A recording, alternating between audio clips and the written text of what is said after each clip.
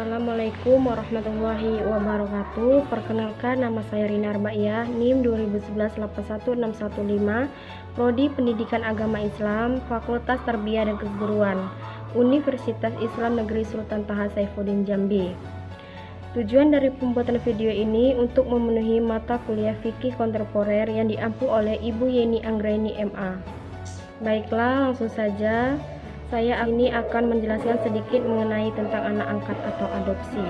Pengertian adopsi menurut bahasa berasal dari bahasa Inggris adoption, yang artinya pengangkatan atau pemungutan, sehingga sering dikatakan adoption of a child, yang artinya pengangkatan atau pemungutan anak. Kata adopsi dimaksudkan oleh ahli bangsa Arab dengan istilah banna tabanna, yang artinya itadakaduhu ibnan, yang dimaksudkan sebagai mengangkat anak, memungut atau menjadikan anak. Secara terminologis ada beberapa pendapat para ahli mengenai pengertian pengangkatan anak atau adopsi. Antara lain adalah Wahbah Zuhaili yang mengartikan sebagai pengambilan anak yang dilakukan oleh seseorang terhadap anak yang jelas nasabnya. Kemudian anak itu dinasabkan kepada dirinya. Pengertian lain, adopsi diartikan sebagai seseorang laki-laki atau perempuan yang dengan sengaja menasabkan seorang anak kepada dirinya, padahal anak tersebut sudah punya nasab yang jelas pada orang tua kandungnya. Pengertian anak seperti demikian jelas bertentangan dengan hukum Islam, maka unsur nasabnya seseorang anak kepada orang lain yang bukan nasabnya harus dibatalkan. Selanjutnya, menurut Busyar Muhammad, pengertian adopsi, ambil anak ataupun anak angkat adalah satu perbuatan hukum dalam hukum adat, di mana seseorang diangkat atau didudukan dan diterima dalam suatu posisi baik biologis maupun sosial yang semula hal tersebut tidak ada apanya. Menurut Hikman Adikusuma, pengangkatan anak adalah mengangkat anak orang lain yang dilakukan oleh orang tua angkat resmi menurut aturan hukum adat setempat dikarenakan tujuan untuk positif untuk kelangsungan keturunan atau pemeliharaan harta kekayaan rumah tangga. Pendapat selanjutnya dikemukakan oleh Imam Syuhidat bahwa pengangkatan anak atau adopsi adalah perbuatan memungut seseorang anak dari luar ke dalam kerabat, sehingga terjalin suatu ikatan sosial yang sama dengan ikatan kewangsaan biologis. Berdasarkan beberapa pendapat di atas, dapat disimpulkan bahwa pengangkatan anak atau adopsi adalah tindakan mengambil anak orang lain untuk dipelihara, dididik, disayangi, dilindungi, dan dipenuhi kebutuhannya agar tumbuh menjadi pribadi yang berguna bagi bangsa dan negara. Pada dasarnya, masalah adopsi bukan suatu hal baru, tetapi di berbagai negara sejak zaman dahulu kala, tradisi tersebut sudah berbaur dengan kehidupan masyarakat. Tradisi masyarakat jahiliyah secara umum, secara turun-temurun mengangkat anak orang lain sebagai anaknya. Kalau melihat sejarah, maka pengangkatan anak seperti yang disebutkan telah membudidaya pada masyarakat jahiliyah sebelum Islam datang. Malah Nabi Muhammad pun pernah mengangkat Zaid bin Haritsah sebagai anak angkat. Tujuan mengangkat anak. Tujuan mengangkat anak selain untuk memperoleh anak, mendapatkan anak yang jelas kelamin berbeda dengan anak yang dimiliki, menolong anak yang yatim piatu, dan ada juga tujuan lain yaitu untuk mensejahterakan anak dan melindungi dari kekerasan dan diskriminasi serta memberikan kehidupan yang layak bagi seorang anak dan memberikan perhatian kasih sayang. Sejalan dengan perkembangan waktu dan masyarakat, nilai dari pengangkatan anak mengalami pergeseran. Pada mulanya, pengangkatan anak terutama ditunjukkan untuk kepentingan orang yang mengangkat anak atau adoption, tetapi juga saat ini masalah pengangkatan anak ditunjukkan untuk kepentingan anak yang diambil status, yakni untuk kesejahteraan si anak. Pengangkatan anak yang ditujukan untuk kesejahteraan anak tercantum dalam Undang-Undang Republik Indonesia Nomor 4 Tahun 1979 tentang kesejahteraan anak, yang berbunyi sebagai berikut. 1. Anak berhak atas pemeliharaan dan perlindungan baik semasa dalam kandungan maupun sesudah dilahirkan. Pasal 2 ayat 3. Yang kedua, anak berhak atas perlindungan terhadap lingkungan hidup yang dapat membahayakan atau menghambat pertumbuhan dan perkembangannya dengan wajar. Pasal 2 ayat 4. Yang ketiga, pengangkatan anak menurut adat dan kebiasaan dilaksanakan dengan mengutamakan kepentingan kesetaraan anak. Pasal 12 ayat 1. Yang keempat, pengangkatan anak untuk kepentingan kesejahteraan yang dilakukan di luar adat dan kebiasaan yang dilaksanakan berdasarkan peraturan perundang-undangan pasal 12 ayat 3.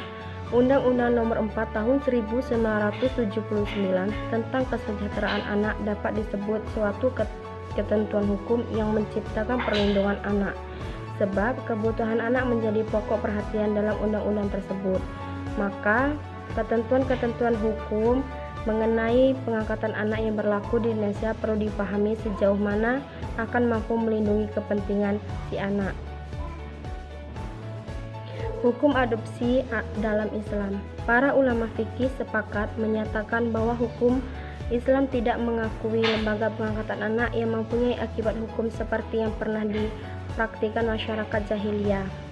Dalam arti terlepasnya dari hukum kekerabatan orang tua kandung dan masuknya ia ke dalam hukum kekerabatan orang tua angkatnya.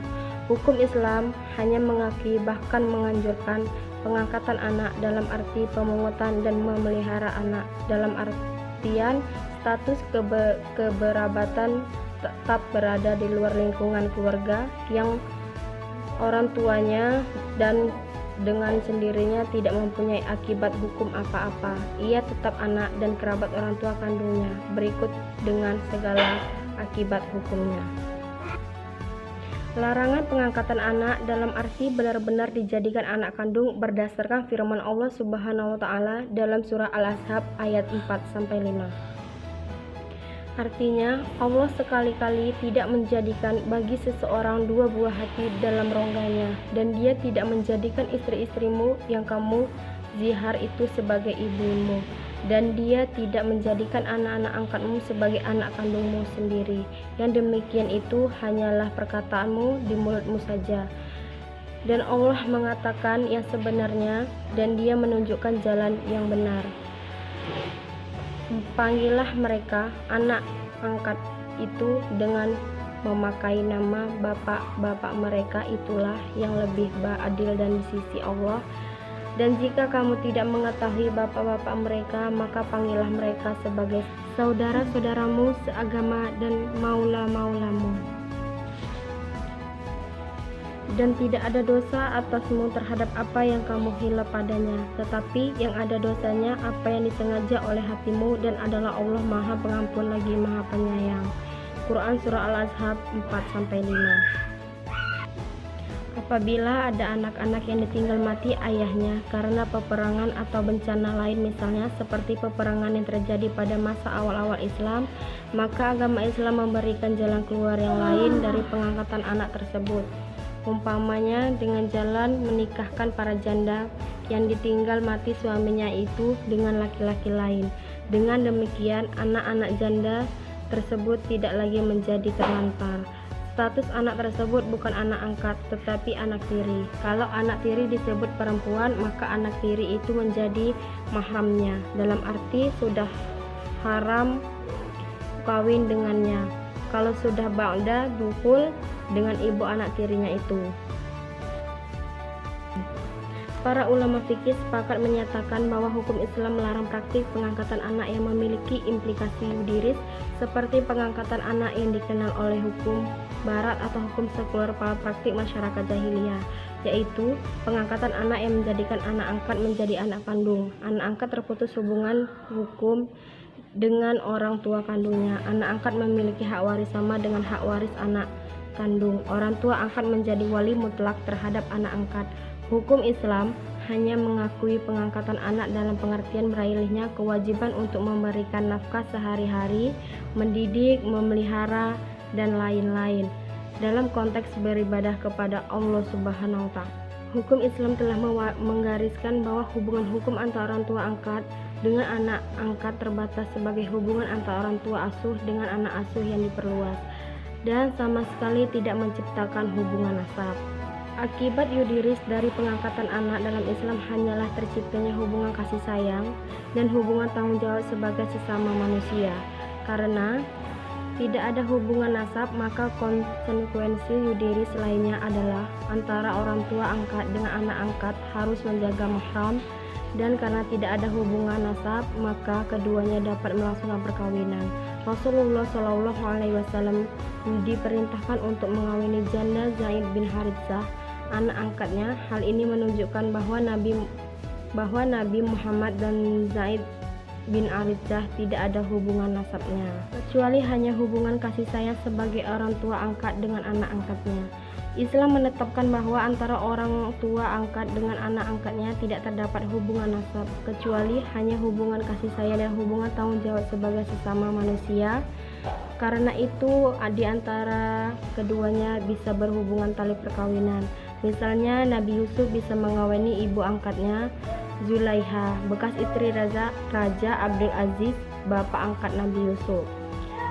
Islam tetap memperbolehkan adopsi pengangkatan anak dengan ketentuan: 1. Nasab anak angkat tetap dinisabkan kepada orang tua kandungnya, bukan kepada orang tua angkatnya. Yang kedua, anak angkat itu diperbolehkan dalam Islam tetapi sekedar sebagai anak asuh, tidak boleh disamakan dengan status anak kandung baik dari segi pewarisan, hubungan mahram maupun wali dalam perkawinan. Yang ketiga, karena anak angkat itu tidak berhak menerima waris harta warisan dari orang tua angkatnya, maka boleh mendapatkan harta benda dari orang tua angkatnya berupa hibah yang maksimal sepertiga dari jumlah kekayaan orang tuanya. Dari uraian di atas dapat diambil suatu kesimpulan bahwa seseorang dapat merenggut atau mengangkat anak asal saja nasab anak tersebut tidak dihilangkan. Semua ketentuan-ketentuan yang berlaku bagi anak kandung tidak boleh diberlakukan bagi anak pungut dan anak angkat. Islam menghendaki bahwa pemungkutan dan mengangkat anak lebih dititik beratkan kepada kemanusiaan, yaitu perkawinan, pemeliharaan, dan pendidikan anak tersebut, bukan karena alasan-alasan yang lain. Baiklah, itu saja sedikit penjelasan dari saya. Apabila dalam penyampaian atau kata-kata saya yang salah dalam menyampaikan, saya mohon maaf. Saya akhiri. Wassalamualaikum warahmatullahi wabarakatuh.